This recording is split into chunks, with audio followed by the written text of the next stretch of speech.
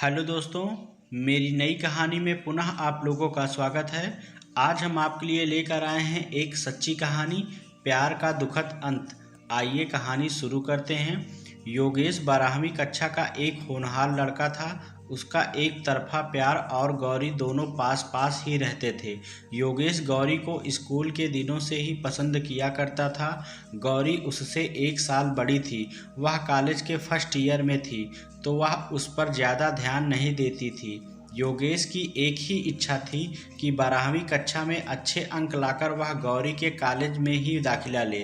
होनहार तो था ही योगेश, और उस पर अपने प्यार के साथ रहने का मौका वो हाथ से कैसे जाने देता।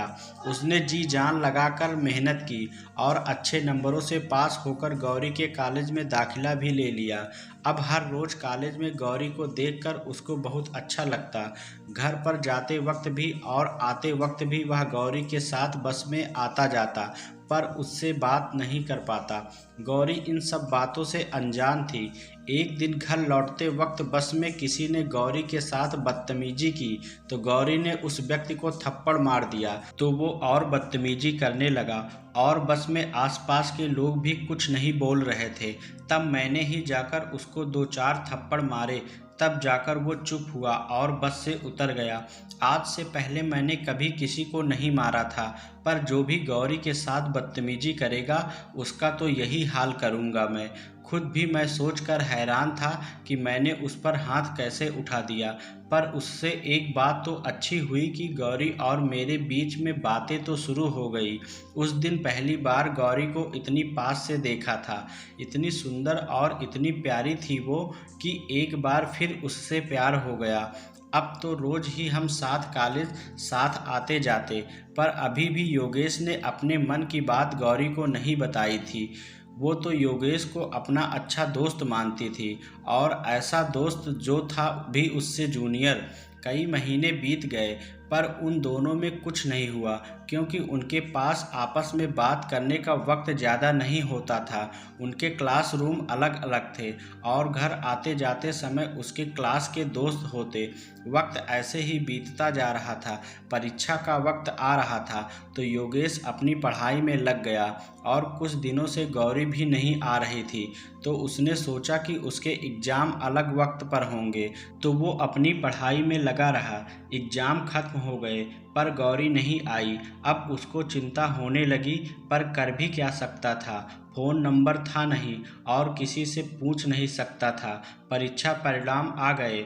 वह सेकेंड ईयर में आ गया, पर उसे अच्छा नहीं लग रहा था। जिसके लिए वो इस कॉलेज में आया था उसका ही पता नहीं चल रहा था। 2-3 दिन वह भी कॉलेज नहीं गया। जब चौथे दिन वह कॉलेज गया तो गौरी उसकी क्लास में ही बैठी थी। यह देखकर वह हैरान था। वह उसके पास गया तो वह बहुत कमज़ोर लग रही थी। योगेश ने पूछा कि आप यहाँ पर क्यों बैठी हो, आपकी क्लास तो दूसरी है। तब उसने धीमी आवाज़ में जवाब दिया कि मेरे एग्ज़ाम स्किप हो गए थे, इसलिए मुझे अपना ईयर दोबारा करना होगा। यह सुनकर मेरे मन में तो लड्डू फूटने लगे, पर उसके चेहरे पर मायूसी थी।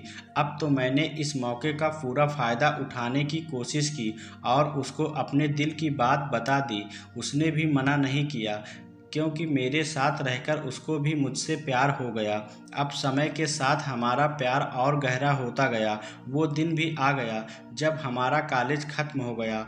अब सबसे पहले हमें अच्छी नौकरी की ज़रूरत थी, ताकि हम अपने घर पर एक दूसरे के बारे में बता सकें। हम दोनों इसी में जुट गए।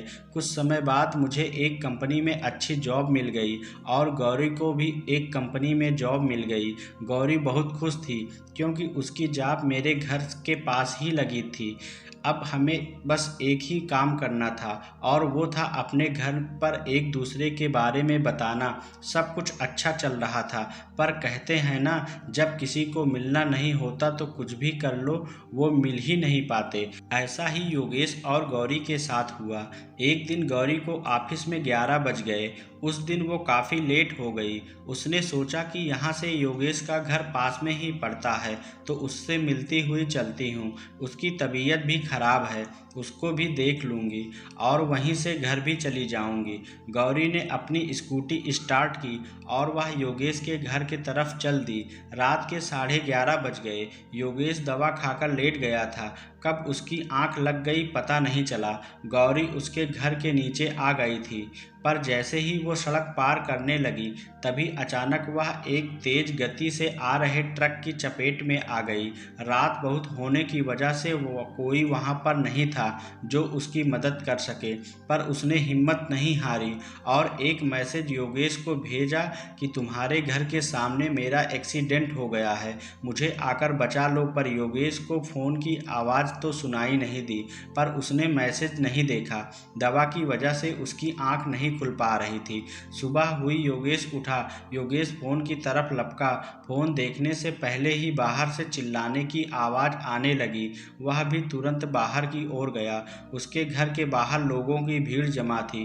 भीड़ में से ही किसी व्यक्ति से योगेश ने पूछा कि यहाँ पर क्या हुआ है जो इतने लोग यहाँ इकट्ठा हैं।